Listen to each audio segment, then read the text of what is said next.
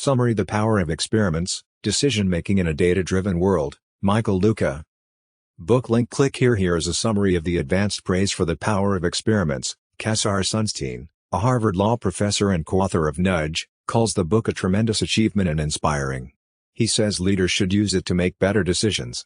Charles Duhigg, the author of The Power of Habit and Smarter Faster Better, says the book tells the fascinating story of the rise of experiments and how experiments transform how businesses and governments make decisions. Leaders need to consider both data and judgment.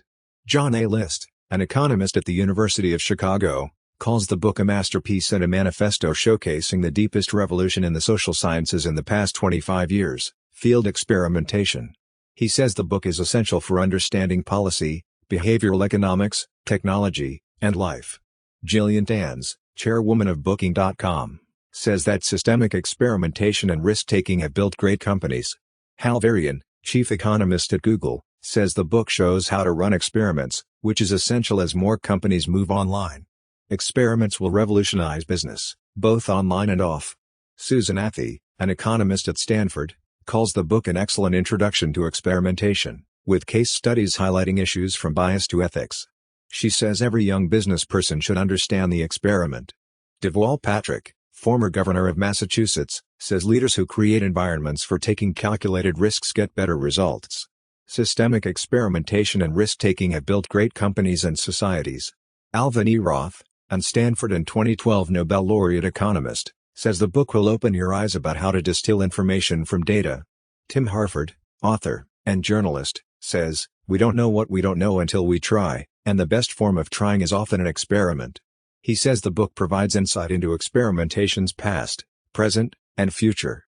Here's a summary of the key points. Experiments have become increasingly common and influential outside of academia. Companies, governments, and non-profits use experiments to test ideas and make better decisions. The UK's Behavioural Insights team experimented to see if rewording reminder letters to delinquent taxpayers could increase response rates. They persuaded the tax authority, HMRC, to allow them to rewrite the notes and test the new versions in an experiment. The experiment found that rewording the letters to be more persuasive, emphasizing social norms, and highlighting consequences increased the response rate, allowing the government to collect tens of millions of pounds in extra tax revenue. This experiment demonstrated the power of testing intervention ideas empirically before scaling them. Rewording the letters seemed like a small change, but it had a significant impact. The success of this experiment helped propel the growing experimental movement in governments worldwide. More public policymakers are seeing the benefits of field experiments to develop effective and evidence-based solutions. The BIT team consisted of social scientists and policy experts. They aimed to use insights from behavioral science to improve government policies and services. Their experiment with the tax letters was an early success that helped establish their influence. David Halpern, the leader of BIT, worked for years to persuade HMRC to cooperate in experimenting. Gaining access and trust to run field experiments in new areas is challenging, but successful experiments results help build credibility and momentum. That covers the essence and key highlights from the book's opening on the power and influence of experiments. Please let me know if you want me to clarify or expand on any summary part.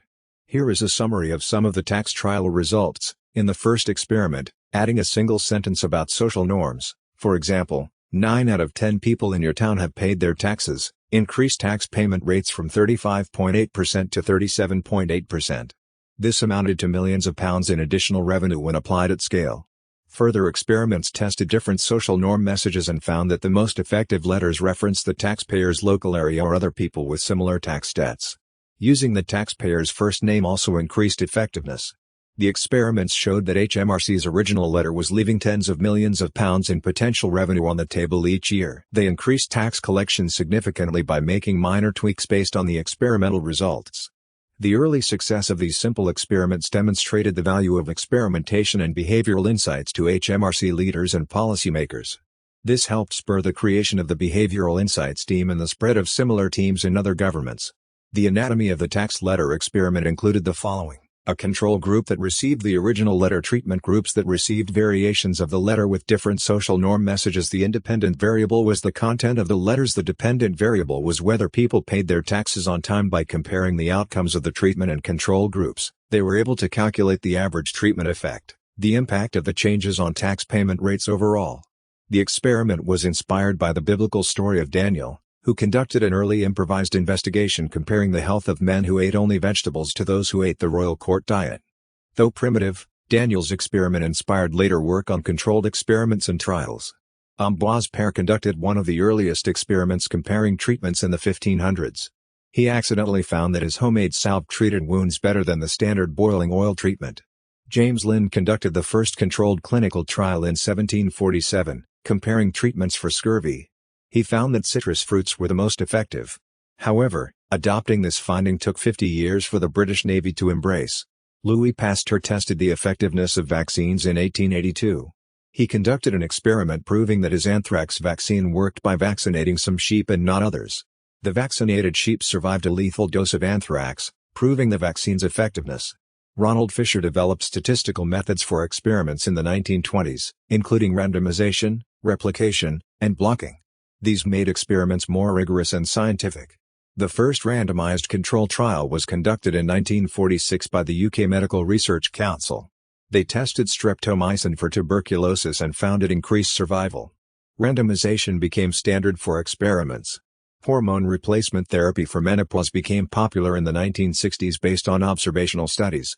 But randomized trials found it increased heart disease risk, showing the importance of experiments. The medical community then overcorrected, discouraging its use even for severe menopause symptoms.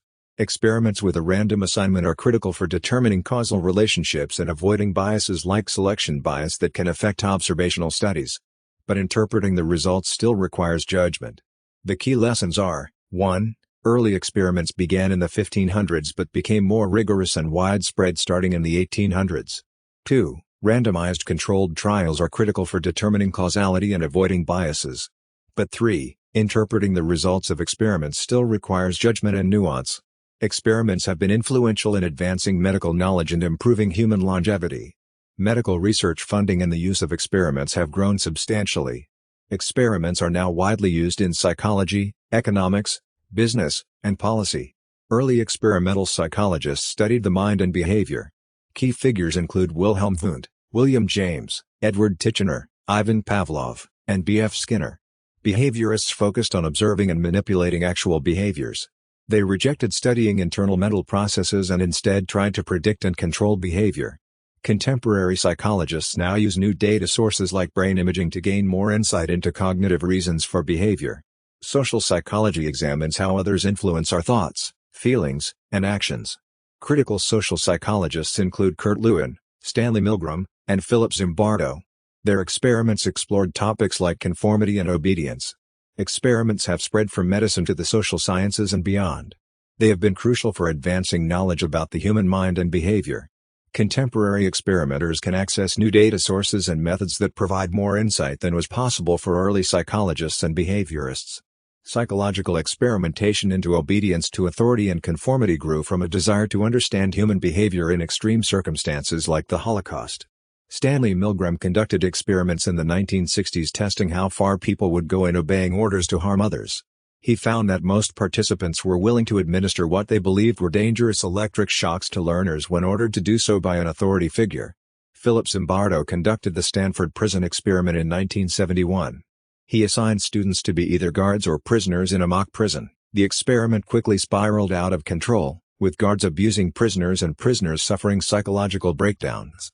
Zimbardo was criticized for failing to end the investigation sooner. Milgram's and Zimbardo's experiments revealed the human capacity for cruelty and conformity but were controversial and unethical by today's standards. Modern institutional review boards establish guidelines for conducting ethical research with human subjects. Policymakers have used results from psychological experiments to motivate social change, as in the Supreme Court's citing of the Clark-Dahl experiments in Brown v. Board of Education. More recent research, like the Implicit Association Test, I-80, has revealed implicit biases in attitudes about race, gender, and other attributes. Mazur and Banaji calls these ordinary prejudices that even well-intentioned people hold.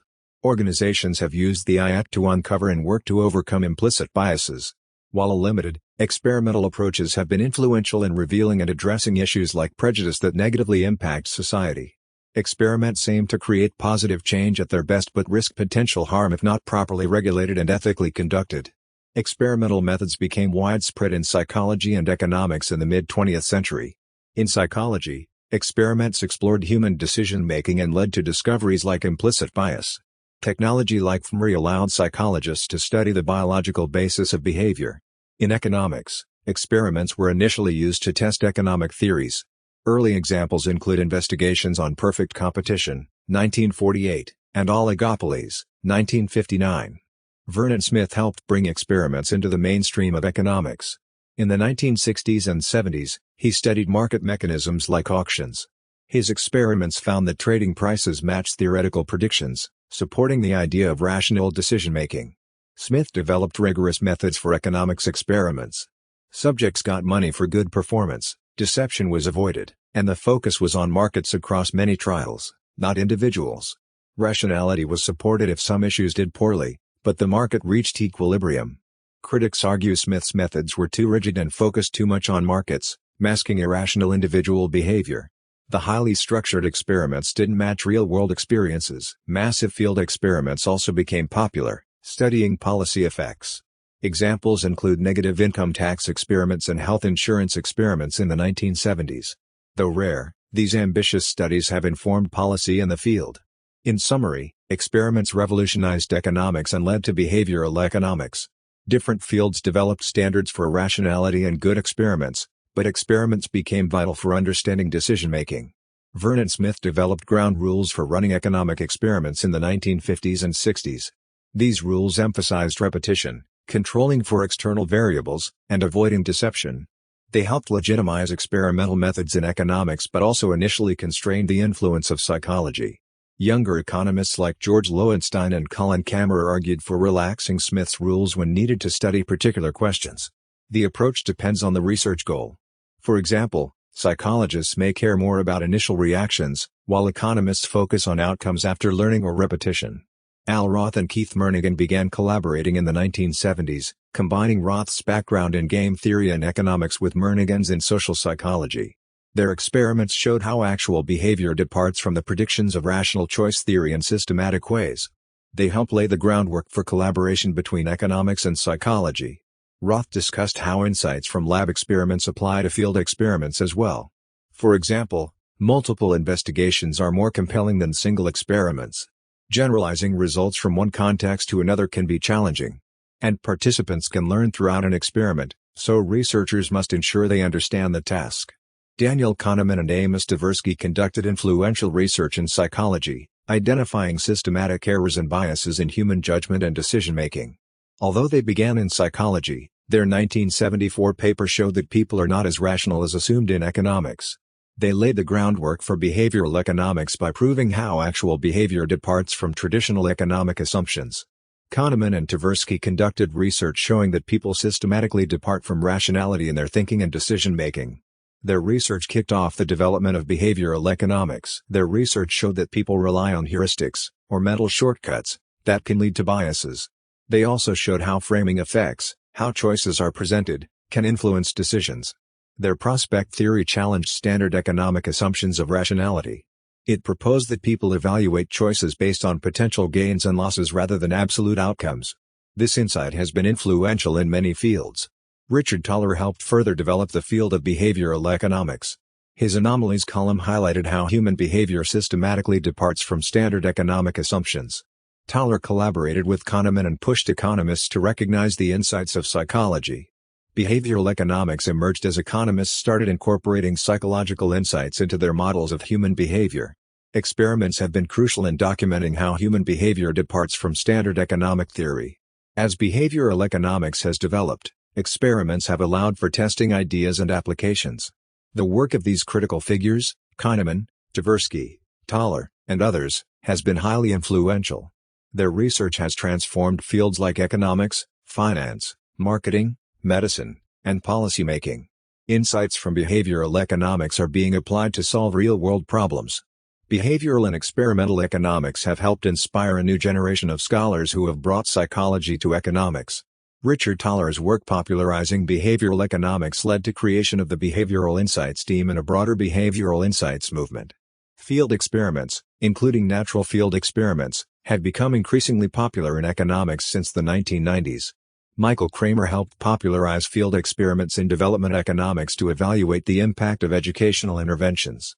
The Abdul Latif Jameel Poverty Action Lab, JPAL, has promoted randomized controlled trials in development economics and policy. Field experiments are now used in many areas of economics. There is debate over the best policy for organ donation systems: opt-in, where people must opt in to become donors; opt-out, where people are donors by default unless they opt out; or active choice, where people must make an active choice to become donors or not. Opt-out systems have much higher donation rates, but some argue people should make an active choice. Judd Kessler and Al Roth investigated how organ donor registration rates changed when California switched from an opt-in to an active choice system. Data suggested active choice led to a decline in registration. They then ran an experiment where people could change their actual organ donor status. The investigation found no difference in rates between opt-in and active choice. This suggests active option may not increase registration rates in practice. The example shows how experiments, including field experiments working with policymakers, can provide evidence to help make better policy decisions on complex and vital issues. Investigations have revealed limitations in some intuitive policy ideas, like an active choice for organ donation. Kessler and Roth experimented with testing whether an opt-in or active choice system led to higher organ donor registration rates. They connected their lab computers to the Massachusetts Organ Donor Registry database so participants could make accurate decisions. They found that active choice led to lower donation rates than opt-in. The experiment provided evidence against intuition and conventional wisdom. The ambitious and complicated experiment provided substantial evidence for policy debates. The results show we rely too much on intuition and the need for investigations to inform decisions. Follow-up work found people need help anticipating the effects of defaults and using them consistently with their goals. Policy positions on organ donation may depend on perceptions of policy effects. Kessler and Roth received backlash from advocates of active choice who didn't like the results. But they continue their research. Nudging aims to incorporate knowledge of human biases into choice environments to help correct mistakes. Thaler and Sunstein advocated nudging as a way for policymakers to improve decisions. Choice architecture recognizes governments' design choices and how they're presented. They can nudge people in better directions. Defaults are a type of nudge. The dual systems model distinguishes intuitive System 1 and deliberative System 2 thinking. System 1 is automatic, effortless, and emotional.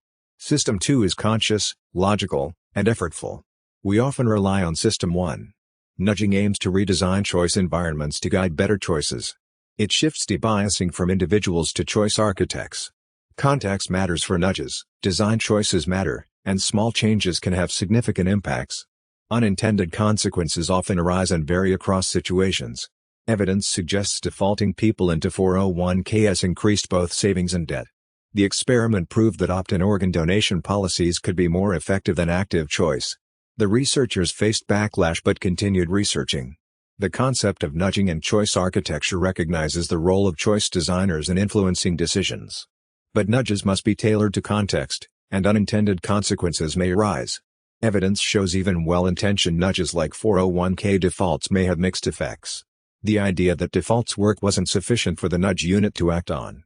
They considered both the intended and unintended consequences of their nudges. Many well-intentioned behavioral interventions end up needing to be more effective or backfiring. Experiments have played a vital role in adopting nudging and behavioral insights. Early on, many were skeptical about using behavioral insights in policy. Experiments allowed the nudge unit to demonstrate its value and effectiveness. They also helped refine ideas from research and apply them to specific contexts. Context matters. The magnitude of an effect found in one setting, lab or field, often differs in other locations. No two field settings are the same. The impact of an intervention depends on the context. Small changes can have significant effects, but the direction and size of influence can be hard to predict across contexts. Asking if a nudge works is like asking if advertising works. The answer depends on the context. Research provides general frameworks, but experiments help tailor ideas to specific contexts and make more effective changes. The UK's Behavioural Insights team, BIT, helped popularise nudging and behavioural insights in policy. They ran hundreds of experiments to make the government more effective and save money. They showed how behavioural insights and choice architecture could be applied to policy. Their innovation was putting wisdom into practice and spurring an experimental revolution in policy. BIT's goals were to make public services more cost-effective and easier to use and improve outcomes by incorporating a realistic view of human behavior. They understood contexts, considered research, designed interventions, and tested them with randomized controlled trials. This transformed the use of experiments in government. BIT's accomplishments include increasing tax collection, reducing property repossession, increasing organ donation, improving energy efficiency, reducing prescription errors, increasing charitable contributions, and more. They spread behavioral insights in the UK government and inspired similar units worldwide. The British government set up the Behavioural Insights Team, BID, in 2010 to apply behavioural insights to policymaking. BIT has improved outcomes in many areas, from increasing voter turnout to improving literacy. BIT spun out of government in 2014 and now operates as a social purpose company with offices worldwide. BIT's success has inspired many other governments and organizations to set up nudge units. While policy experiments have increased, companies have been experimenting for decades. Early corporate experiments included Campbell Soup's marketing experiments in the 1970s and retailer catalog experiments. However, no sector has embraced experiments more than the tech sector. Companies like Google now run thousands of investigations each year. Initially, it may seem strange that governments and tech companies were early adopters of experiments, given how different they are. However, they were able to overcome common barriers to experimentation. More participants, governments and big tech companies need access to large populations, giving them enough participants to run experiments. Smaller organizations can now run experiments using new statistical methods or experimenting at a small scale. Randomization can be problematic. Proper randomization is essential for experiments but challenging to implement. Tech companies can automatically randomize users to different conditions at scale. Offline organizations have to be very diligent in randomizing properly. Experiments can disrupt operations. Experiments have to be designed to minimize disruption. Nudge units were able to run experiments by tweaking existing processes.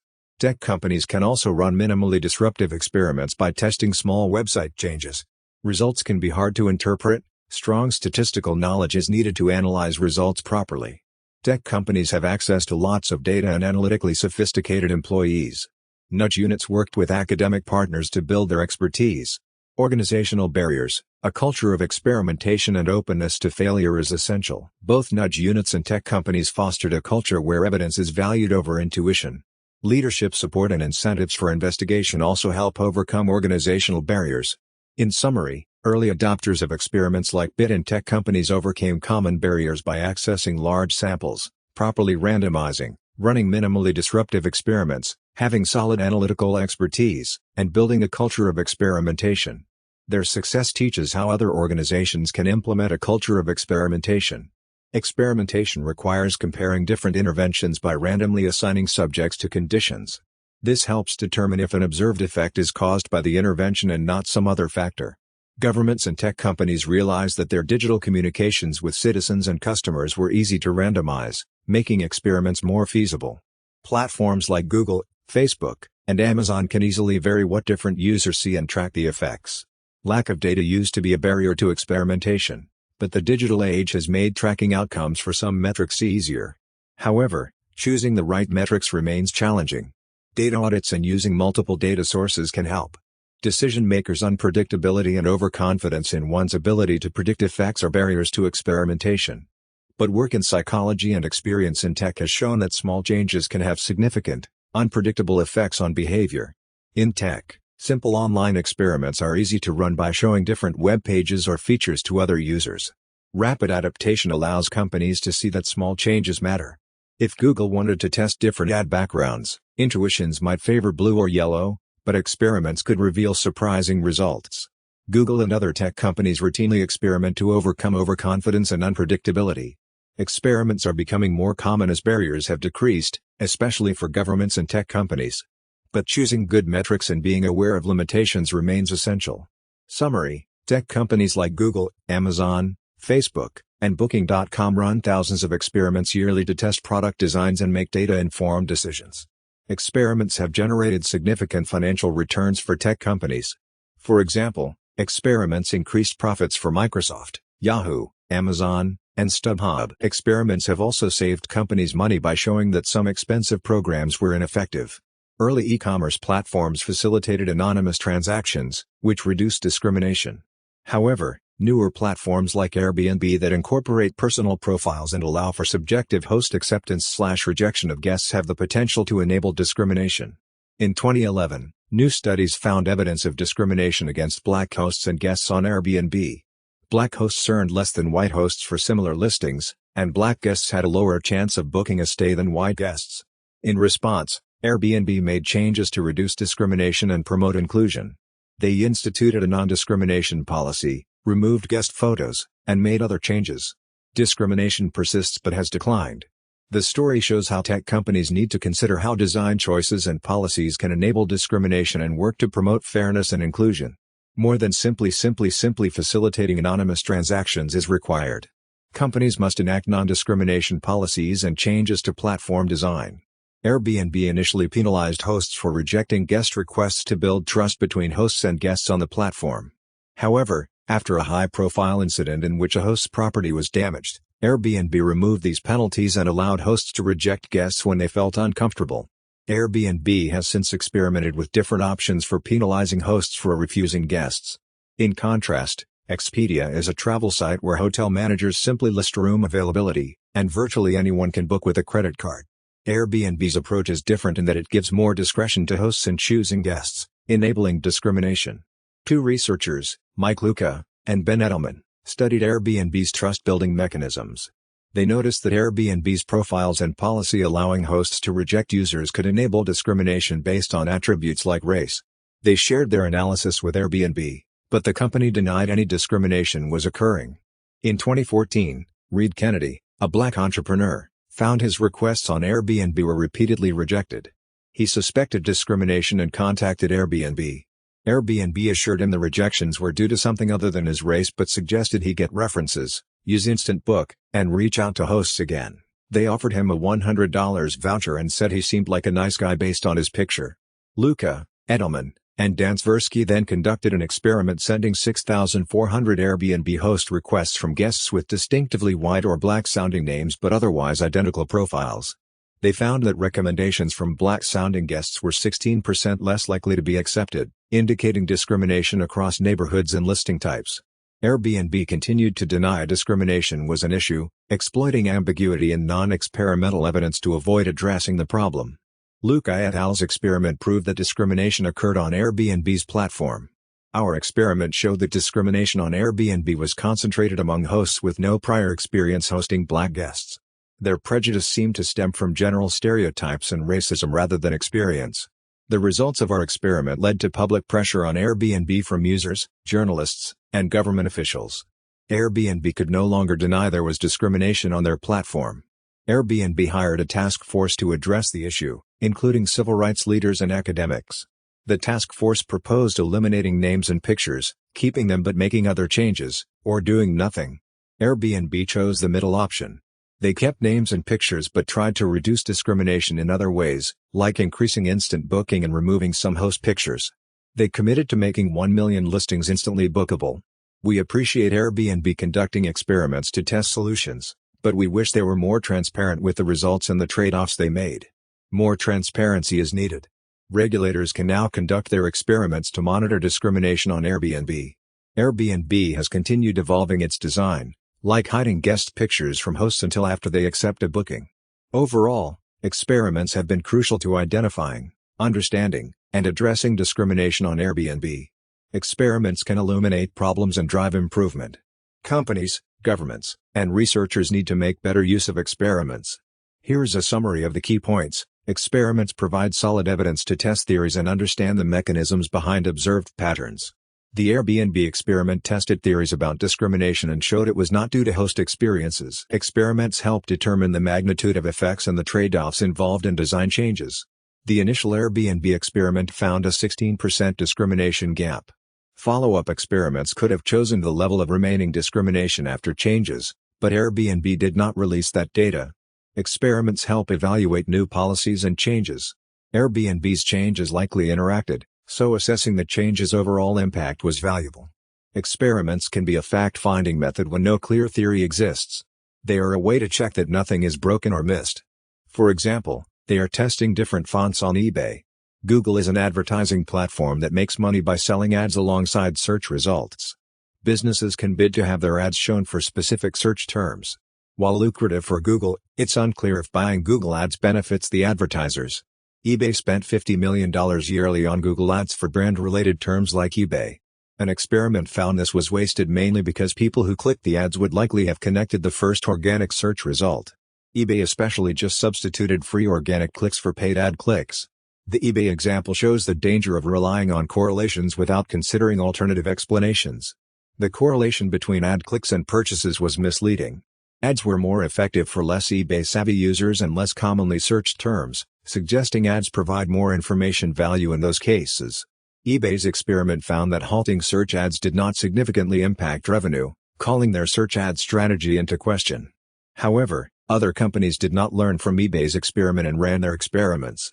A Yelp experiment found that giving free ads to small businesses increased visits, calls, and searches, showing that search ads can benefit smaller companies. The effects were more significant for independent and higher-rated businesses. Companies should run experiments in different contexts to understand how effects vary. To optimize their brand, marketing teams could experiment with different keywords, ad types, etc. An Alibaba experiment gave some shoppers coupons for items left in their carts. Shoppers were more likely to buy the discounted items but did not spend more overall. However, engagement increased modestly after the coupons. But some shoppers started leaving more things in their carts, hoping for discounts. The impact of continuing the Alibaba discount program needs to be clarified. Sellers benefit from increased sales, but the platform does not benefit from higher overall spending. The longer-term effects are hard to determine from a short experiment. If shoppers increasingly hold out for deals, it could reduce revenue. More experiments are needed to determine the best strategy. Discounts could be targeted to high-value shoppers or limited to increase their impact. The optimal strategy depends on the goals and perspectives considered. The examples show how experiments can yield valuable insights and highlight the need to consider different perspectives, longer-term effects, and additional experiments to determine optimal strategies. The results of any single investigation should be interpreted cautiously. Alibaba ran an experiment offering shopping cart discounts to a random sample of customers. The investigation showed minor effects on purchasing, and Alibaba decided not to expand the program. However, the experiment had some limitations. Specifically, the promotion had low exposure. 1/3 of users did not see the discount before it expired. Alibaba could have increased awareness to assess the impact better. Sellers chose the discount amount so that Alibaba couldn't determine the effect of discount size on purchasing. Alibaba could have used data to recommend better discount amounts. The experiment didn't measure long-term user satisfaction and engagement impacts. A well-designed program may have yielded more significant benefits. The experiment was an excellent first step but needed more understanding. Alibaba could have run more experiments testing and refining the program to develop a better decision-making framework. Successful experiments require asking the right questions, not just getting answers. StubHub, an online ticket resale marketplace, had to decide whether to show all fees up front or hide some until checkout. Research suggests hiding fees could increase willingness to pay. StubHub's economists ran an experiment and found hiding fees increased transactions by 3.2% and revenue by 2.2%. The impact was more significant for higher-priced tickets. In the long run, the hidden fee policy reduced trust in StubHub and decreased activity and revenues. Customers preferred to avoid discovering unexpected fees at checkout. The experiment only considered StubHub's revenues, not the potential harm to customers from hidden fees. Fee transparency is essential for consumer protection. The experiment provided valuable insights but had essential limitations. It focused too narrowly on maximizing short-term revenues rather than the long-term customer relationship. And it failed to consider the impact on customers and broader ethical considerations. Successful policy changes require thinking beyond a single experiment to consider multiple stakeholders and time horizons. StubHub ran an experiment to test whether hiding ticket fees until the final stage of checkout, back-end fees, would lead customers to spend more, compared to showing the total ticket price upfront fees. The results showed customers exposed to back-end fees were 13% more likely to buy tickets and spent 5.42% more. However, customers exposed to back-end fees were less likely to return in the coming months. Although the results suggested back-end fees would increase short-term profit, StubHub had to consider longer-term effects, including potential long-term loss of customers due to a negative perception of hidden fees. The experiment only captured short-term effects, and it would take time for any negative impact to emerge fully. Any reputational damage could affect both groups in the experiment, so that it may have been missed. StubHub ultimately decided to implement backhand fees based on the experiment. The researchers suggested ways to get a fuller picture, for example, tracking customer complaints, press coverage, and running further experiments. Uber faces challenges in designing its ride-sharing market to meet customer and driver needs. It runs thousands of experiments yearly to determine the best way to match riders and drivers. Uber has a team of PhD economists and data scientists that conduct experiments to help the company make data-driven decisions. In 2018, Uber wanted to determine whether to launch a new Uber Express Pool product. Express Pool would save riders money, but the trip would take longer. Conducting experiments in a marketplace like Uber is challenging because of spillover effects. Changes to some riders or drivers affect the entire market, biasing the investigation. Uber can't simply vary conditions for some riders in a market. For example, testing a new matching algorithm by assigning it to half the riders in Boston would be a poor experiment. Gains for the treatment group could come at the expense of significant losses for the control group. The investigation might show success, but implementing it could be harmful. Uber also has to consider how changes to one product affect other products. Improving UberX might take riders from Uber Black, reducing profits. Companies must consider their entire suite of products. To address these issues, Uber runs market-level experiments, rolling out changes to entire markets. Uber randomly selected 6 cities for Express Pool to receive the product, using a synthetic control group of weighted other towns as a control.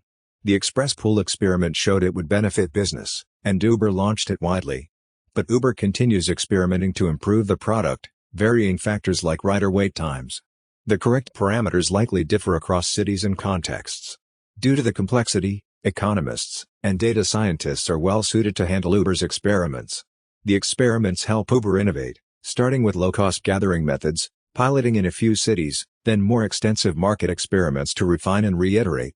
While market experiments are complicated, they give the best sense of how markets will evolve. Uber is increasingly relying on them to make the most of experimentation. Tech companies like Uber and Facebook have been running experiments to test product and service changes. For example, Uber ran experiments to study the impact of allowing tipping and found that few people use the tipping option and that it had little effect. Facebook runs thousands of experiments yearly to test changes like its news feed. Facebook's news feed team spends a lot of time determining what content to show each user. They must prioritize news stories, photos, close friends, etc. to improve their news feed. Facebook runs experiments by tweaking users' feeds and seeing how they engage. One investigation examined the impact of happy and sad posts on users' moods. The experiment showed users mostly happy or sad posts from friends and then tracked if users wrote more positive or negative posts. The results showed that low positions only slightly dampened moods. Exposure to negative posts led to 4 more negative words per 10,000 written, while positive posts led to 7 fewer negative words per 10,000 written. The effects were small, equivalent to 1 extra negative comment in a typical op-ed. When Facebook published the results, users and commentators reacted angrily to the idea of Facebook manipulating emotions. The experiment highlighted the tension between Facebook's desire to innovate and users' discomfort with large-scale experimentation. Facebook updated its policies to improve oversight and user consent for experiments. The experiment shows the value of transparency and oversight in tech experimentation. Facebook conducted a secret psychology experiment in 2014 to manipulate users' emotions. The experiment caused public outrage when revealed. Critics said it was unethical and that Facebook should have obtained users' consent. However, influencing emotions is common in advertising and social media. Facebook's newsfeed inevitably impacts users' emotions, intentionally or not. Facebook had to choose between remaining ignorant about this impact or studying it to make better design choices. It chose the latter. Requiring consent for every experiment is impractical for companies. Facebook's terms of service give broad consent for using user data in investigations. However, Facebook should have been more transparent about this emotional experiment to avoid backlash. The backlash caused Facebook to stop publicizing its experiments for a while. But secrecy is more dangerous than transparency. Companies should acknowledge they run frequent experiments, explain their value, encourage discussion of methods, and share selected findings. Transparency about prominent or controversial experiments, or those that could harm users, is especially important. Facebook now shares some research and could notify users annually about their participation. Most tech companies rely on constant experimentation. While valuable, this experimentation should be conducted responsibly and with appropriate transparency and oversight. In summary, while Facebook's emotional experiment caused controversy, experimentation is essential for companies to improve. However, responsible and transparent practices are needed to maintain user trust, especially around impactful investigations. Greater openness about the existence and value of experiments and selected findings can help address concerns. Oversight and consent are also crucial for more controversial experiments. Finding the right balance of experimentation, transparency, management, and support is vital. Experiments have diffused from tech companies to governments and nonprofits aiming to achieve social good. Behavioral insight units, like the UK's Behavioral Insights team, have popularised experimentation to improve government operations. These units start with pilot projects to prove their value, though they sometimes test interventions they expect will work.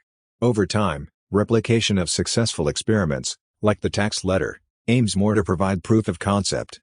The UK Behavioural Insights team has helped other governments launch their behavioural insight teams, which now number over 50 worldwide.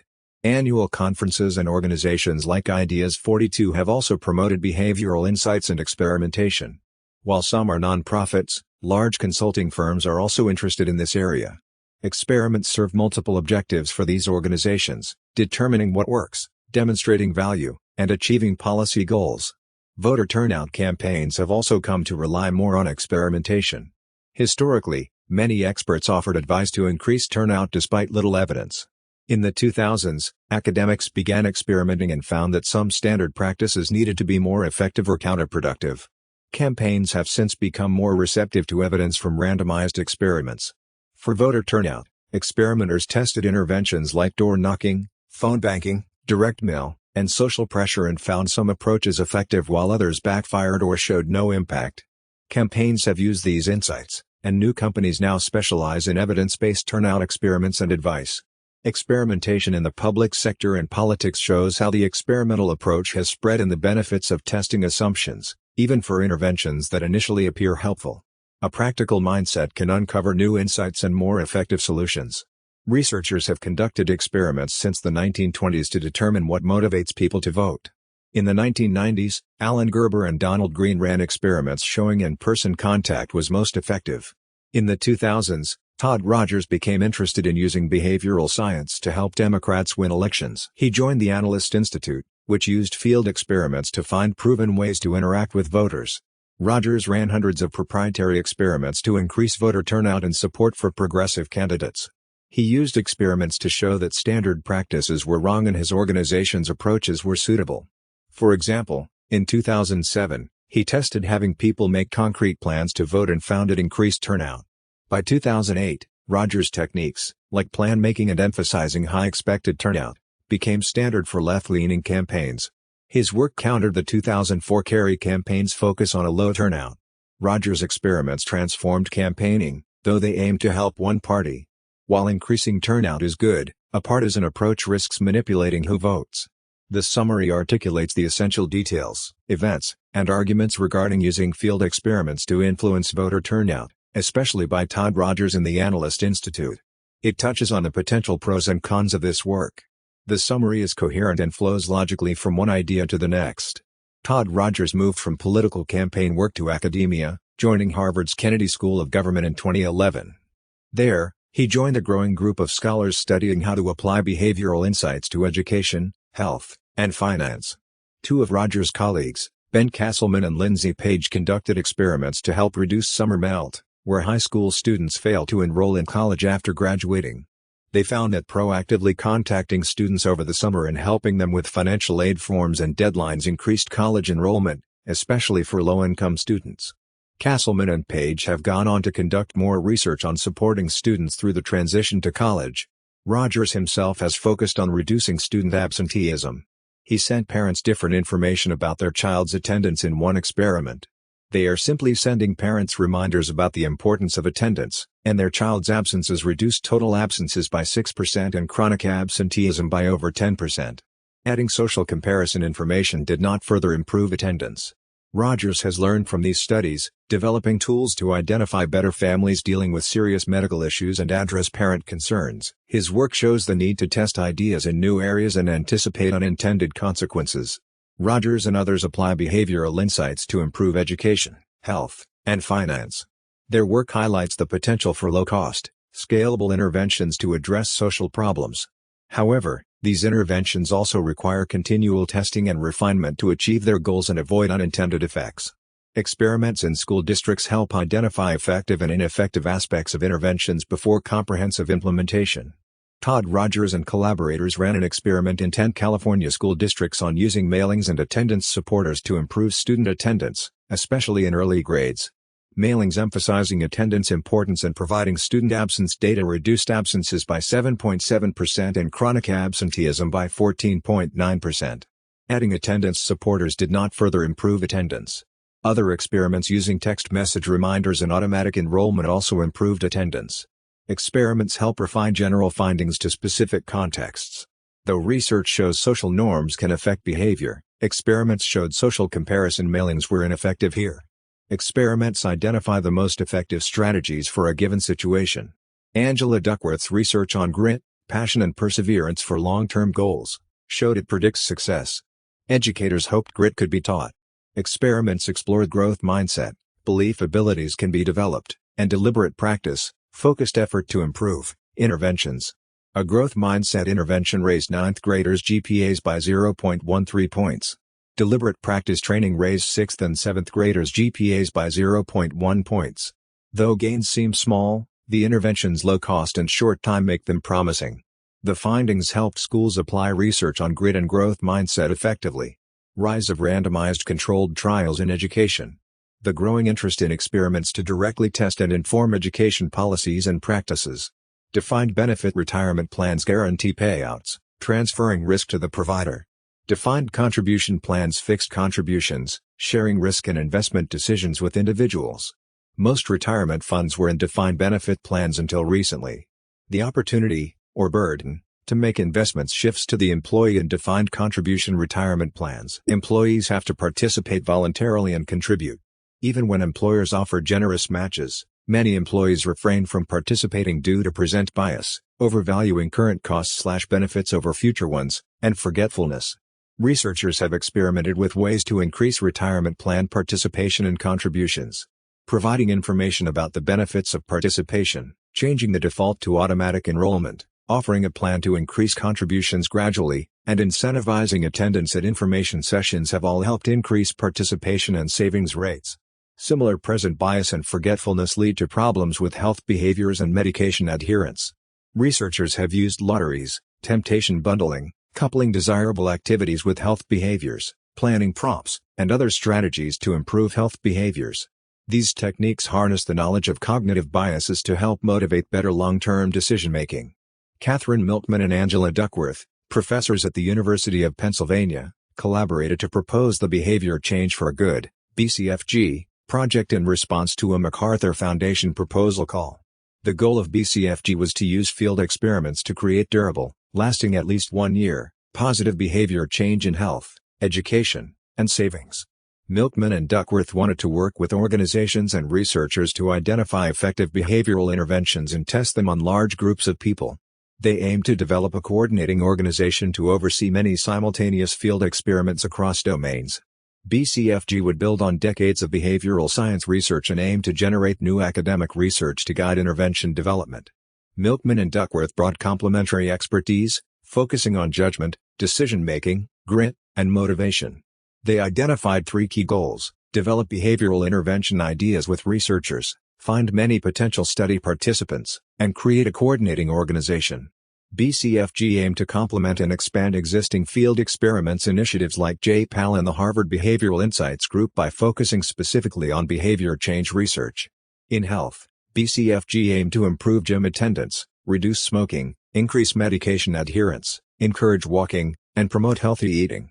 In education, they aimed to reduce absenteeism and dropouts and improve studying and test taking. In savings, they aimed to increase retirement plan enrollment and contributions. Katie Milkman and Angela Duckworth started the Behavior Change for Good (BCFG) initiative to motivate positive behavior changes in health, education, and personal finance that would last at least 1 year. They recruited an interdisciplinary team of prominent scientists to design interventions and partnered with major companies in each domain to deploy the experiments.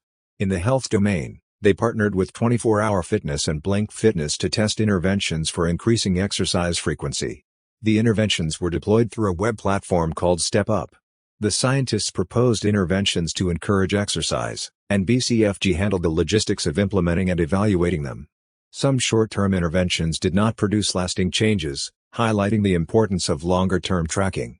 2 key lessons: BCFG's experimental approach differed from Todd's education/voting experiments. They started with broad goals and partnerships, then had scientists design specific interventions.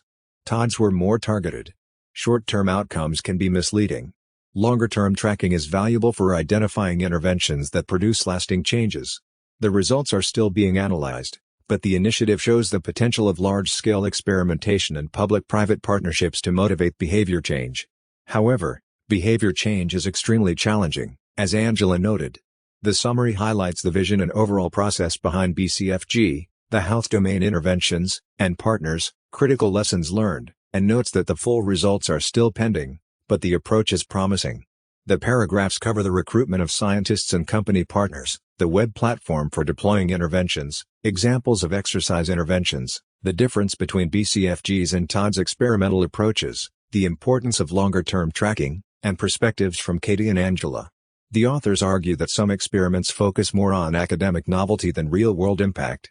They use the example of the behavior change for good, BCFG, collaboration, where interventions were chosen more for their originality than their likely effect. In contrast, earlier voting experiments were focused on improving known techniques. Both approaches are valid but have different goals. The design of experiments depends on the incentives and goals of the organization running them. For example, if 24 Hour Fitness ran experiments, they would focus on maximizing customer impact.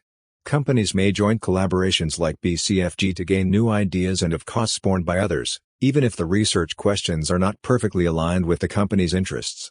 There are some concerns with experimentation, including unequal treatment of participants and experiments run primarily to benefit the organization, not participants or customers.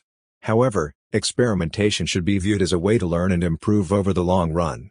The authors argue there is a moral imperative to experiment to avoid wasting resources and to make evidence-based decisions. Some people have an experiment aversion and prefer euphemisms like A/B testing. But experimentation is simply systematically trying new ideas and learning from the results. Leaders should create a culture of experimentation and learning in their organizations. For example, the authors discuss how colleges randomly assign student roommates after an initial screening process. Though not designed as experiments, these roommate assignments generate much data on how different people will live together. Random assignment is a simple, fair way to make the pairings, even though it will inevitably lead to some mismatches. The colleges are essentially running an incidental experiment. In summary, the authors argue for the value of experimentation, especially when done systematically and for the right reasons. They acknowledge some concerns with experiments but say these can often be addressed with the proper perspective and oversight. They make a case for building a culture of experimentation and learning. Experiments, even when unintentional, are standard in organizations and can provide valuable insights. Random roommate assignments at Dartmouth allowed a researcher to study how roommates influence each other. Analyzing a spelling bee's randomized word order revealed that spellers are likelier to make mistakes after a predecessor spells correctly. Lotteries that allocate scarce resources like Hodge visas or school placements have also enabled research. Leaders should view experiments as a tool to improve decision-making and learning. They require judgment, careful interpretation, and an understanding of strengths and limits. Leaders often rely on faulty intuition so that experiments can provide evidence. Leaders also influence whether others see experiments as a way to learn. Viewing them as a technical tools misses their importance for management. We are in an experimental revolution. Digitization, online platforms, and behavioral research have enabled more experiments. Hundreds of teams use them, especially in tech, education, and government. Data and randomization are more accessible, small changes can have significant effects, and experiments complement intuition with evidence. Experiments have been largely positive but can have downsides. They improve decisions and resource allocation but can also achieve opposing goals. They make organizations more innovative, but only sometimes in good ways. They are a tool that can be used for good or bad. Experiments are valuable beyond tech and government. Leaders in all sectors should consider where experiments could help. But we are still learning how best to use them. They suit some settings better than others, and organizations are figuring out how and when to experiment. More work is needed. Experimentation is common in some areas but new in others. Organizations are still determining how and when to experiment. Companies and organizations use experiments in four main ways: to evaluate an existing product or policy. Experiments can measure the impact and unintended consequences of a new policy or product. For example, Uber used experiments to evaluate its express pool product by testing whether it made users and Uber better off. To test a theory or hypothesis, experiments can test hypotheses about why or how policy is having an effect. For example, Airbnb might run experiments to test whether a policy change reduces discrimination by changing hosts' beliefs or by making race less salient. To develop or refine frameworks, frequently used experiments can help build frameworks to apply across decisions. For example, experiments allowed Angela Duckworth and Katie Milkman to establish theories of long-term behavior change and allowed Todd Rogers to adapt behavioral approaches to increase school attendance. For fact-finding where no theory exists, experiments can provide insight even without a hypothesis. For example, eBay might run experiments to determine whether font choice or actor gender in ads affects product usage. Citizens and policymakers should not be experiment-averse. Well-designed experiments allow us to systematically and objectively try new ideas cheaply. They provide valuable evidence to determine whether new policies or products should be implemented on a larger scale. However, the value of the evidence depends on the experimenters, and experiments could be misused. With enough transparency and oversight, experiments' benefits can be gained while minimizing risks. In conclusion, the age of experiments is just beginning. Experiments provide a systematic way to try new ideas and gain objective evidence about their effects. Experiments can guide better decision-making for companies, policymakers, and society when used responsibly.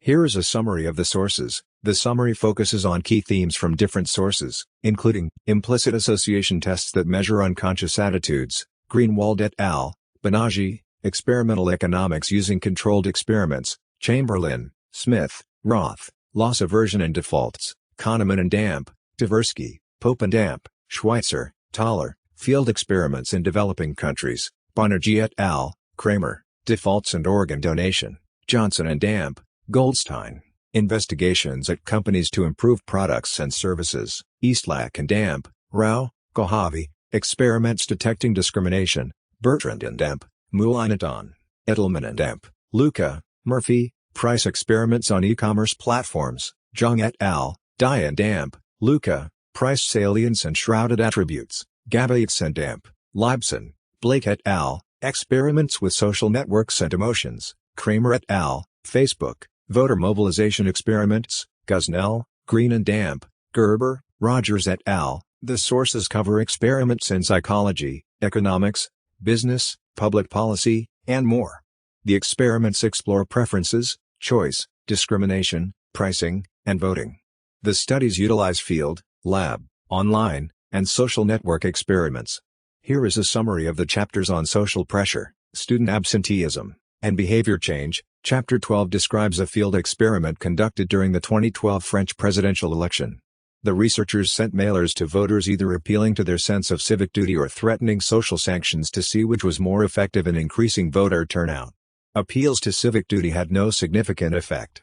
Threats of social sanctions increased voter turnout by 4.9 percentage points. This demonstrates the power of social pressure to motivate behavior. Chapters on student absenteeism discuss several interventions that have successfully reduced chronic absenteeism, negatively impacting academic achievement. Targeting parental misperceptions about the consequences of missing school, using text message reminders, and mentorship programs have all been shown to decrease absenteeism. The chapters on behavior change outline initiatives aimed at developing interventions to create lasting behavior change around issues like health, education, finance, and the environment. Successful strategies have included using implementation intentions, temptation bundling, and financial incentives. The Behavior Change for Good initiative is developing machine learning to personalize behavior change interventions.